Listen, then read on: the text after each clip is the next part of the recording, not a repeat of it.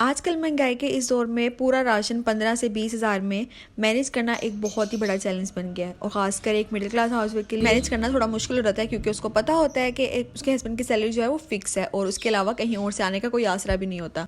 तो मैं grocery shopping करते हुए कौन से बजट टिप्स का फॉलो करती हूँ कि मेरे जो है वो बिल्कुल भी ज़्यादा पैसे नहीं लगते हैं और पूरा महीना बहुत सुकून के साथ सामान यूज़ होता भी रहता है और जो है वो महीने से पहले ख़त्म भी नहीं होता। तो चलिए वीडियो को स्टार्ट करते हैं। तो वीडियो को पूरी देखिएगा ताकि वो टिप्स आपके भी काम आएँ। और अगर आपने फॉलो की हुई हैं वो टिप्स पहले से और आपको लगता है कि उनके अलावा कोई और टिप्स भी हैं जो कि मेरे भी काम आ सकती हैं, तो प्लीज़ कमेंट सेक्शन में मुझे लास्ट में बताइएगा। सो अस्सलाम वालेकुम, कैसे हैं आप? से उम्मीद है कि सब ठीक ठाक होंगे और बहुत खुश होंगे। जब घर में कुछ ना हो या कुछ समझ ना आ रही हो कि क्या बनाएं, तो मैं ये बनाती हूँ अचारी आलू। और ये बहुत ही मज़ेदार और बहुत ही ईजी सी रेसिपी है। अच्छा, बहुत ही मज़े की मैं टिप्स करने लगी हूँ यहाँ पे कि जब भी आपने कहीं बाहर जाना हो ना, खास कर ग्रोसरी करने, तो घर से खाना खा के जाया करें। इससे क्या होता है कि आपके पैसों की बचत होती है। वो कैसे? मैंने कहीं सुना था कि जब भी आप ग्रोसरी करने के लिए जाओ ना, तो आपका पेट भरा होना चाहिए। उससे क्या होगा कि आप कभी भी कोई फालतू चीज़ें नहीं उठाओगे, खाने पीने वाली चीज़ें नहीं आप ज़्यादा उठाओगे। बस वही चीज़ें उठाओगे जिसकी आपकी बहुत ज़्यादा ज़रूरत है, उसके बगैर आपका महीने में गुजारा नहीं हो सकता। उसके अलावा जब बच्चे हमारे साथ ग्रोसरी करने के लिए साथ जाते हैं, तो उनको भी होता है कि भूख लगी होती है, हमें ये दे दो, हमें ये खाना है, हमें वो खाना है। ऐसा होता है, उससे बहुत ज़्यादा जो है ना वो आपका बजट डिस्टर्ब हो जाता है। तो हमेशा कोशिश करें कि खाना खा के और खिला के बच्चों को लेके जाएं।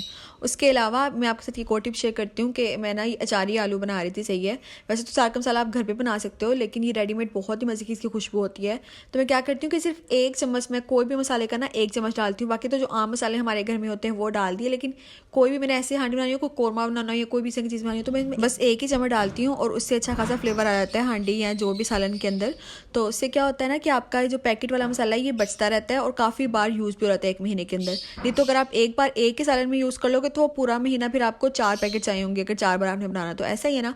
तो ये छोटी छोटी बजट टिप्स को फॉलो करके ना आप बहुत ज़्यादा पैसों की बचत कर सकते हो। तो खैर एक और हैक देख लेते हैं। आपने एक नाइफ़ को अच्छे से गर्म करना है और उसके बाद इसके ऊपर आपने ये नाइफ़ रख देनी है। इससे क्या होगा, आपने आराम आराम से वो नाइफ़ को लगाते जाना है। इससे क्या होगा कि वो आपस में ना पैकेट जो है वो स्टिक हो जाएगा और मसाला सील पैक हो जाएगा। और इससे क्या होगा कि ये मसाला ख़राब नहीं होगा, इसको हवा नहीं लगेगी, इसको कोई कीड़ा नहीं लगेगा और ये बिल्कुल भी ख़राब नहीं होगा। तो इस तरह आपने 3 से 4 बार इस पैकेट को यूज़ कर सकते। और देखिए इतने अच्छे से ही दोबारा सील पैक हो गया कि इसको मैं अच्छे से फेंकने की कोशिश करी हूँ, उसमें से एक ज़रा भी नहीं निकल रहा।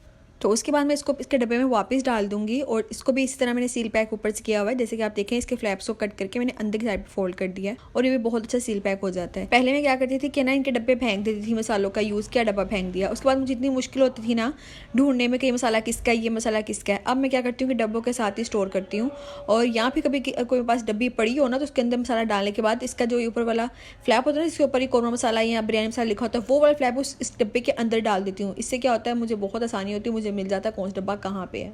तो खैर ग्रोसरी करने से आने से पहले मैं कुछ जो चीज़ें फॉलो करती हूँ आपके साथ शेयर करती हूँ। सबसे पहले तो ना अपने फ्रिज में कैबिनेट्स में चेक कर लेना चाहिए कि पहले क्या पड़ा हुआ है, यानी अभी कौन कौन सा सामान बाकी है, ताकि वो दोबारा ना आ जाए, डबलिंग ना हो जाए।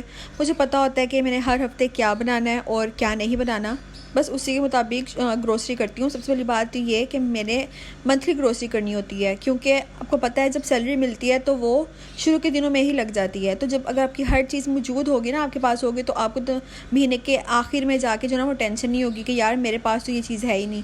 तो मंथली ग्रोसरी करते हुए बहुत ज़्यादा ध्यान रखना पड़ता है, बहुत सोच समझ के ग्रोसरी करनी होती है। सबसे पहले तो क्या करना चाहिए कि एक अदर लिस्ट बना लेनी चाहिए कि जाते हुए आप वो लिस्ट साथ लेके जाएं, ताकि कोई और गैर ज़रूरी सामान ना अपने साथ लें। अक्सर ऐसा होता है जब हम जाते हैं तो वहाँ की रौनकें शौनकें देख के, वहाँ की चीज़ें देख के दिल करता है ये भी उठा लो, ये भी उठा लो। लेकिन इससे क्या होता है कि आपका सारा बजट आउट हो जाता है और जो आपका महीने में आपने गुजारा करना होता है वो आपका 15 दिन से पहले आपका सारा सामान ख़त्म हो जाता है, क्योंकि आप ज़रूरत से ज़्यादा आप अपनी ख्वाहिशात की मद्देनज़र रख के चीज़ें लेके आएँ। तो ये बहुत ज़रूरी है कि ज़रूरत और ख्वाहिश में फ़र्क किया जाए। सबसे पहले यकीन माने, जब आपको इस चीज़ का समझ आ जाएगी ना, तो आपकी ज़िंदगी बहुत आसान हो जाएगी। तो बस अपनी ग्रोसरी पे ना लिमिट लगा दें कि मैंने 15,000 के अंदर अपनी ये शॉपिंग करनी है। कोशिश करें कि उसमें से भी आपका 1000 जो है ना 500 पे बचे।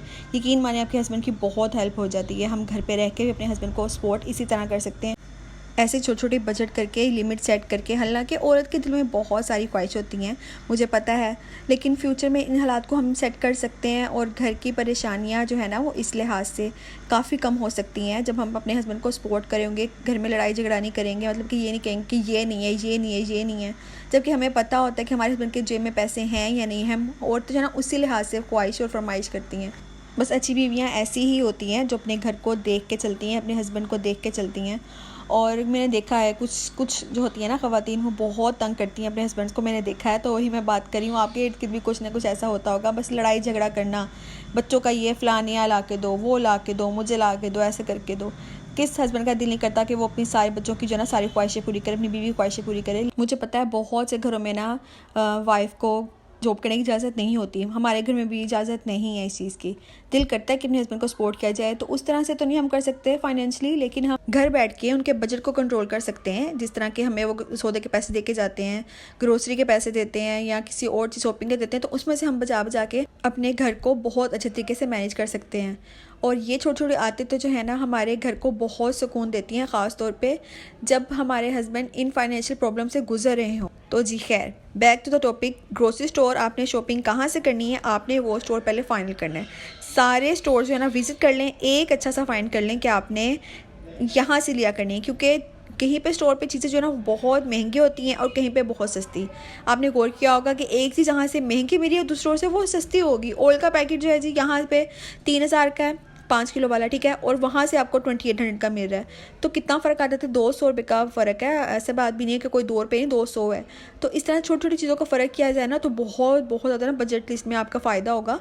और स्टोर में खास ये भी देखा करें कि डील्स कौन सी अच्छी चल रही हैं, और ब्रांड्स को भी चेंज करते रहा करें, इनकी क्वालिटी भी चेक किया करें। इससे क्या होता है कि आपको फ़ायदा होता है कि आपने एक ही जो ब्रांड के साथ नहीं रहना। आजकल तो आपको पता है कितने ब्रांड्स आ गए हैं, तो ब्रांड्स को चेंज करके चेक किया करें कि मतलब उन प्राइस में काफ़ी फ़र्क होता है। अब जिनका नाम बन गया ना उनके तो पैसे नीचे नहीं आ सकते, लेकिन जो ब्रांड्स नए नए आते हैं ना उनकी प्राइस काफ़ी कम होती है और उनकी क्वालिटी भी बहुत अच्छी होती है।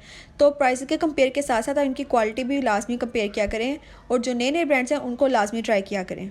अच्छा, अक्सर ऐसा होता है कि जब हम लिस्ट बना के लेके गए हैं ना ग्रोसरी की, तो हम कोई ना कोई चीज़ एंड टाइम पे भूल जाते हैं, ठीक है। तो कोशिश करनी चाहिए कि कोई ना कोई अगर मसाला आपका ख़त्म हो गया ना तो वो आप उसको लिख के रख लें।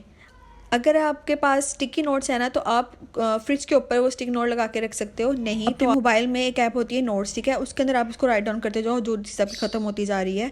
नहीं तो आप कोई डायरी रख लो, मतलब कि आप वो लिख के रख लो, क्योंकि अक्सर ऐसा होता है कि आपके माइंड से वो बात स्किप हो जाती है। जब आप वहाँ पर जाते हो कोई ना कोई चीज़ आपकी मिस हुई होती है, और जब आते हो आप कहते हो यार ये चीज़ तो रहेगी, तो अब वो दोबारा मंगवाना पॉसिबल नहीं होता है, क्योंकि हम अपना एक बजट बना के गए होते हैं और उस बजट के मुताबिक हम अपनी ग्रोसरी कराए होते हैं, और दोबारा करना पॉसिबल नहीं होता महीने से पहले। अच्छा, कुछ लोग ना सब्ज़ी, दालें, गोश्त सब कुछ एक ही स्टोर से लेके फ्री हो जाते हैं, लेकिन मैं ऐसा नहीं करती हूँ। मैं दालें कहीं और से लेती हूँ, गोश्त कहीं और से लेती हूँ, और बाकी ग्रोसरी की सब चीज़ें जो होती है ना हाउस होल्ड, वो सब यहाँ से लेती हूँ। सही है, मुझे लगता है कि ऐसा मुझे काफ़ी जो है ना सामान सस्ता पड़ता है और काफ़ी ज़्यादा आ भी जाता है। तो उसके अलावा यहाँ पे हम शैम्पू ट्राई करे थे मैकले का, आपको पता है कि काफ़ी इसका जो है ना वो नाम बना था एक टाइम पे। मैंने तब नहीं लिया, मैंने कहा चलो इस बार ट्राई करते हैं। और यहाँ पे डिस्काउंट आपने देखा होगा लिखा, तो ये डिस्काउंट आइटम्स होते हैं तकरीबन 10% तक ऑफ होता है। और यहाँ से मैं सर्फ भी यहाँ से लेती हूँ, शैम्पू भी यहाँ से ले लेती हूँ, और साबुन भी।